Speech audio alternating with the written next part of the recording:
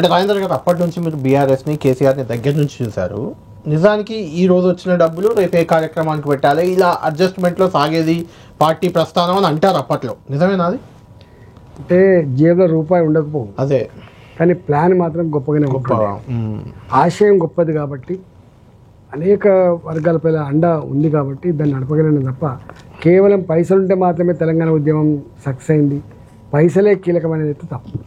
పైసలు ఉండి మొదలుపెట్టి అంటే ఉద్యమం నడపడానికి రూపాయి కోసం చాలా కష్టపడే వాళ్ళని, కష్టపడే మామూలు కష్టం కాదు, అదే చాలా కష్టం. Even Karimnagar by election KCR 2 సార్లు నిలబడితే కూడా చాలా ఇబ్బంది పడ్డట్లు అప్పుడు. అనేక సందర్భాల్లో కార్యక్రమాలలో డబ్బులు అప్పులు తెచ్చి డబ్బులు ఖర్చు పెట్టిన వాళ్ళకు ఇవ్వకుండా ఇబ్బంది పడ్డ సందర్భాలు అనేక ఉన్నాయి. అది అదో పెద్ద గాథ. ఇప్పుడు మీరు చెప్తున్నది అది పెద్ద సబ్జెక్ట్. తెలంగాణ ఉద్యమం నడుస్తూ ఉంటుంది, అక్కడ కావాలి, భోజనాలు కావాలి, ఇవన్నీ అనేకం ఉన్నాయి. ఇక అది చెప్పడానికి లేదు. కానీ మొత్తం మీద అయితే అంత కష్టపడ్డా ఆకలితో ఉన్న దుఃఖంతో ఉన్న మాత్రం తృప్తి మాత్రం ఉండే, ఎందుకంటే ఒక ఆశయం కోసం కొట్లాడుతున్న తృప్తి మాత్రం ఉండే. అయితే రాజేందర్ గారు, ఒకవేళ మీరు తెలంగాణ ఉద్యమం లేకపోయినా కేసీఆర్ వైపు వెళ్ళకపోయినా రాజేందర్ గారు ఏమయ్యేవారు ఇప్పుడు అంటే ఏం చెప్తారు? నేను ఒక పౌల్ట్రీ ఫామ్ లో అప్పటికే నాకు 12 చాలా ఫైనాన్షియల్ గా సౌండ్ అప్పటికే. నేను అదే ఫస్ట్ ఎలక్షన్ లో ఆస్తుల డిక్లరేషన్ ఉంటుంది. అవును, నేను 247 ఎకరాల భూమిని డిక్లేర్ చేసినప్పుడు నేను ఎంత 247 ఎకర్స్ ల్యాండ్ ఉన్న 47 ఎకర్స్ అప్పుడే ఫస్ట్ అఫిడవిట్ లో. అందుకనే నేను చెమట బిందువుల మీద నిర్మాణమైన నేను స్వయంగా వచ్చిన ఉండం కాబట్టి అదొక చరిత్ర. తప్పకుండా పెద్దవాడిని, అంటే డబ్బులలో పెద్దవాడిని కావచ్చు, ప్రజల్లో రాకపోయేది, ఇంత గౌరవం ఇంత గుర్తింపు ఉండేది కాకపోవచ్చు.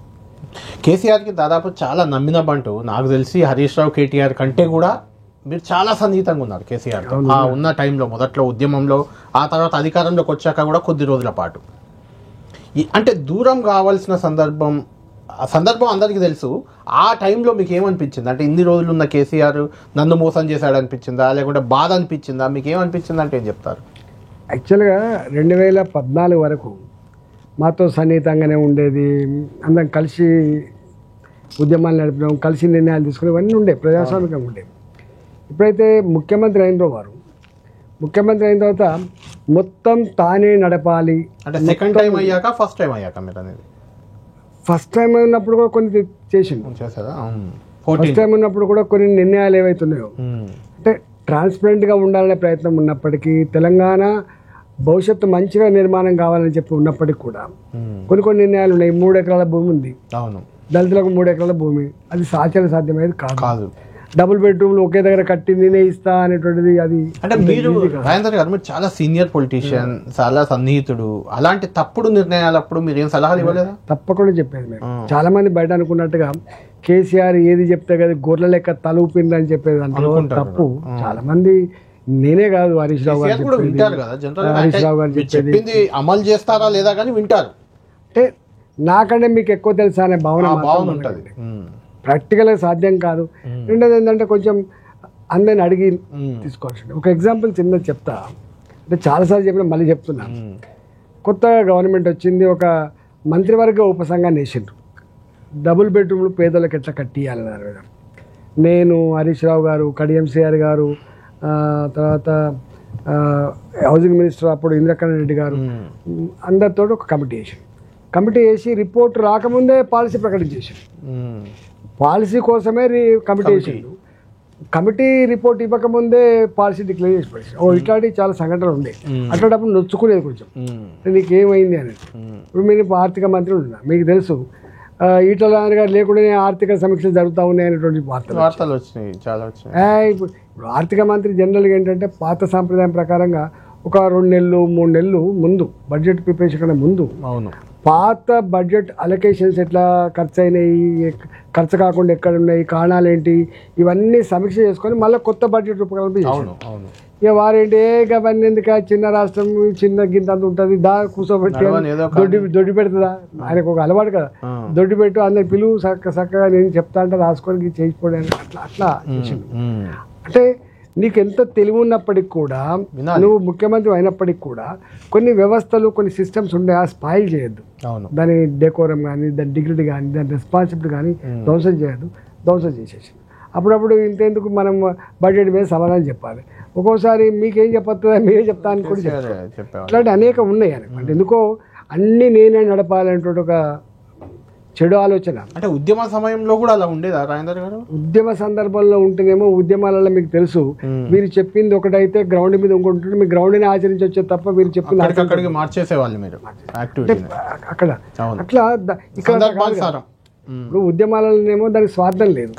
వారు కూడా ఎప్పుడు తృప్తి పడేది ఆయన కూడా ఏముండే తెలంగాణ రావాలనేటువంటి కమిట్మెంట్ ఉండే కాబట్టి మేము ఫీల్డ్ మీదకి పోయినప్పుడు వారితో రూమ్ లో డిస్కస్ చేసి ఏ నిర్ణయం అయితే తీసుకున్నాము దానికి భిన్నంగా అక్కడ ఉంటే ఉద్యమంలో అంటే మనం ఇలానే వెళ్ళాలి ఇలానే చేయాలని రూల్స్ ఉండవు, కానీ ప్రభుత్వంలో ఉంటాయి కదా. అదే ఎగ్జాక్ట్లీ మేము ఒక ధర్నా పోతాం, గిట్ల గిట్ల చేయాలని పోతాం, సాధ్యం కాదు ఇంకోటి మార్చుకొని పోతాం. కానీ ఇక్కడ ఏమైపోతుంది అంటే ముఖ్యమంత్రిగా చీఫ్ సెక్రటరీ గారికి కానీ ముఖ్యమంత్రిగా నేరుగా మంత్రుల డిపార్ట్మెంట్ నాయకత్వం వహించే సెక్రటరీలు ఎవరైతే ఉంటారు ప్రిన్సిపల్ సెక్రటరీలు వాళ్ళకు నువ్వు గిది గిది గిది అని చెప్పి డైరెక్షన్ ఇచ్చాడు వాళ్ళు కథల రూపీ మంత్రులకు విలువ ఇచ్చే ప్రసక్తి లేదు. అట్లనే కదా మొత్తం కాన్సన్ట్రేట్ అయింది. అంటే రాజేందర్ గారు మరి అప్పుడు అంటే కేసీఆర్ ప్రధానంగా అలాంటి విధానాల్లో వెళ్తున్నప్పుడు మీరు కాకుండా ఇంకెవరన్నా చెప్పేవారా, ధైర్యం చేసేవాళ్ళు కరెక్ట్ కాదని? అందరు చెప్పేవాళ్ళు, చాలా మంది చెప్పేవాళ్ళు దేని దానికే. కానీ నేను హరీష్ రావు చెప్పేవాడు, కేటీఆర్ గారు కూడా చెప్పేవాడు, కానీ వినకపోయింది. అంటే అంతిమంగా ఆయనకు ఒకటే భావన ఉండే, నేనా మీరా అనేది లాస్ట్ ఆ వీటో పవర్ ఉంటాయి కదా, అంతే కదా, మీరే సార్ అనేది అంతే. ఎవరైనా అదే కదా, తప్పదు. నాయకుడు బాస్ ఈజ్ బాస్ అంతే. అయితే రాజేందర్ గారు ఇప్పుడు కేసీఆర్ గారు అలా వెళ్తున్నప్పుడు ఆ క్రమంలో సెకండ్ టైం ముఖ్యమంత్రి అయ్యాక మరింత ఏకచక్రాధిపత్యం పెరిగింది, కొంచెం కుటుంబ పాలన పెరిగింది, ఇలాంటి విమర్శలు వచ్చాయి. నిజంగా కుటుంబ పాలన ఉండేదా అక్కడ, కేసీఆర్ పాలన ఉండేదా? యావత్ తెలంగాణ సమాజం అంతా కూడా ముఖ్యమంత్రి గారు రెండవసారి అధికారంకి వచ్చిన తర్వాత కళ్ళు నెత్తికెక్కినాయని, ఎవరి మాట వింటలేడని, మంత్రులను కూడా లెక్క చేస్తలేడని, అంతా తానే నడుపుతున్నాడు అనేటువంటి ఒకటి. మొత్తం అంతా కూడా ఇక యాసిల్ ఫ్రీ గవర్నమెంట్ అంటే కరప్షన్ లేని గవర్నమెంటు, నిజాయితీ ఉన్న గవర్నమెంటు అనేది చెప్పిండు. సెకండ్ టైం వచ్చిన తర్వాత అన్ని దందాలు నడుస్తున్నాయి అనేది, భూముల దందాలు, భూముల పైరేవులు, ధరణి తెచ్చిన తర్వాత కేసీఆర్కి తెలిసే జరిగాయంటారా? ఇప్పుడు ముఖ్యమంత్రి వారు తెలియకుండా జరిగినా తప్పే అయినది, ముఖ్యమంత్రి కాబట్టి చూసుకోవాల్సింది ఎవరు? వారే చెప్పేది ఎప్పుడు మీరు మొత్తం నా రడార్లో ఉన్నారు, మొత్తం నా రడార్లో ఇన్ఫర్మేషన్ మీరంతా కూడా మీరు ఏం చేసినా నాకు ఇన్ఫర్మేషన్ వస్తుంది అని చెప్పి కదా. అందువల్లనే కదా అప్పుడు మొట్టమొదటిగా రాజయ్యని బర్తరాఫ్ చేసింది.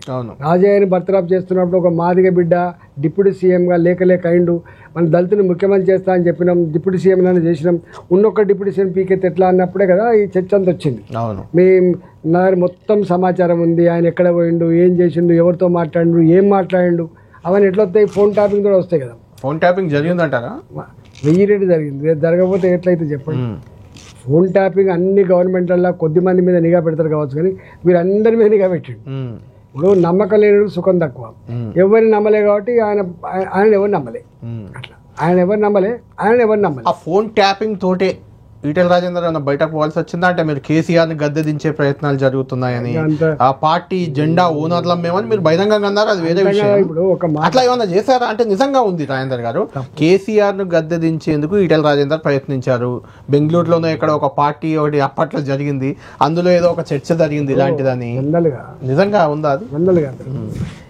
అప్పుడు ఇప్పుడు ఇంకెప్పుడైనా కూడా ఇట్లాంటి రాజకీయ పార్టీలు మంత్రులు అన్నప్పుడు ఎక్కడైనా 10 మంది కూర్చుంటారు, దావత్ చేసుకున్న కాడ డిస్కస్ చేస్తూ ఉంటారు, గది గట్లా గిది గిట్లా అని. అందులో భాగంగానే సార్ కూడా కొంత నియంతృత్వంగా పోతున్నాడు, ఎవరి మాట వింటలేడు, ఇవన్నీ మాట్లాడుకుంటారు. ఇవన్నీ కూడా తప్ప కేసీఆర్ కూల్చాలి, ఎవరో ముఖ్యమంత్రి కావాలి, హరీష్ రావు లేకపోతే కేటీఆర్ ముఖ్యమంత్రి కావాలి, ఇట్లా అందుకని చెప్తున్నా కదా, నమ్మకం లేనివాడికి సుఖం తక్కువ అన్నట్టుగా నమ్మకం లేదు వాళ్ళకు, అందుకని సుఖం లేదు వాళ్ళకి. ఇప్పుడు రాజేందర్ ని బయటకు పంపాల్సినంత, నిజానికి మీ ఇద్దరు అనుబంధం నేను కూడా చూసానండి, అంత మిమ్మల్ని బయటకు పంపాల్సినంత తప్పు అయితే మీరు ఎందుకు పంపారు? ఆయనకు ఒక్కొక్కసారి తప్పుడు రిపోర్ట్లు వస్తాయి. ఆయన ఆ 4 గోడల మధ్యలో ఉంటాడు, ఫీల్డ్ మీదకి పోతాడు కాదు, ఎవరైనా చెప్పింది వినడం తప్ప, ఇచ్చిన రిపోర్ట్ చూడడం తప్ప, నిజమేందో అబద్ధమేందో ఎక్కడ చేస్తారండి. డెఫినెట్గా ఒకటి మాత్రమే అనుకునేది, ఆయన అప్పుడప్పుడు తప్పులు చేసినప్పుడు. ఇప్పుడు ఇక్కడ ఆర్టీసీ సమ్మె జరిగింది. అవును, ఆర్టీసీ సమ్మె ఆ సంఘాన్ని పుట్టించిందే మేము, నీకు తెలుసు. కరెక్ట్. సంఘాన్ని పుట్టించిందే మేము. అశ్వత్థామరెడ్డి సంఘాన్ని పుట్టించిన తర్వాత సంఘానికి అశ్వత్థామరెడ్డి ఉన్నాడు. సంఘం డిబ్బా ఆబాలు ఇచ్చేసి పడాయి, ఈ అశ్వత్థామరెడ్డి అంటోని రిజైన్ చేసి పడాయి, సమ్మె వల్లనే సంఘాల వల్లనే ఆర్టీసీ మొత్తం నాశనం అయిపోతుంది ఒక వాదన తెచ్చిండు. అవును, అట్టెట్లా అవుతుంది అని చెప్పి మేము అడుగుతాం కదా. అవును, ఆయన స్వయంగా అన్న మాట ఏంటంటే, కొంతమంది విధవలు మా దాంట్లోనే ఉండి ఈ ఆర్టీసీ కార్మికుల సమ్మెకు మద్దతు ఇస్తున్నారని చెప్పి మాట్లాడినా. మేమంతా నేను మా హరీష్ రావు ఉన్నాడు కదా, దానికి ఆర్టీసీ సంఘానికి నాయకుడేమో గౌరవాధ్యక్షుడు ఆయన.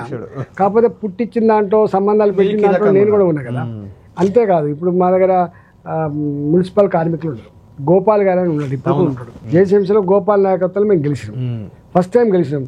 ఇదే కేసీఆర్ గారు అక్కడ పోయి ఎన్ని మాట్లాడొచ్చిందో అవన్నీ మీరు ఎప్పుడైనా చూడండి. అట్లాంటి కేసీఆర్ గారు వాళ్ళు సమ్మె చేస్తే 1700 మంది కార్మికుల్ని ఒక కలంపొడితో తీసి పడేసింది. ఒక్కొక్కసారి ముఖ్యమంత్రి గారు పట్టించుకోకపోతే వాళ్ళని తృప్తిపరచడానికి, వాళ్ళకు ధైర్యం ఇవ్వడానికి మేమే ప్రతిపక్ష నాయకులకు వెళ్ళేవాళ్ళం. అది ఆయనకు నచ్చేది కాదు. ఎందుకంటే మంత్రిగా ఉండి, అరే మంత్రి వాను ప్రతిపక్ష పార్టీ వా అనేటువంటి, నేను ముఖ్యమంత్రిని, నా నిర్ణయాన్ని తప్పుపడుతున్న పద్ధతులు ఉండే. ఇట్లాంటి పిచ్చి పనులు, ఇట్లాంటి నియంత్రిత పద్ధతుల వల్లనే ఆయన పతనమైంది. ఆయన పతనం అయ్యారు కానీ రాజేందర్ ఎందుకు బయటకు పోయారంటే, ఎందుకు ఇవన్నీ అంటే వీడు పడేసే ప్రయత్నమే రీజన్ అని ఇవన్నీ మళ్ళీ చెప్తున్నా. ఆయన పడేయాలని చెప్పి ఎవరు అనుకోలేదు. ఈవెన్ హరీష్ రావు అనుకోలేదు, ఎవరు అనుకోలేదు. ఈవెన్ కేటీఆర్ కూడా మా డాడీ నాకు ఇంత మంచిగా ఉండని చెప్పి ఎప్పుడు చెప్పాడు.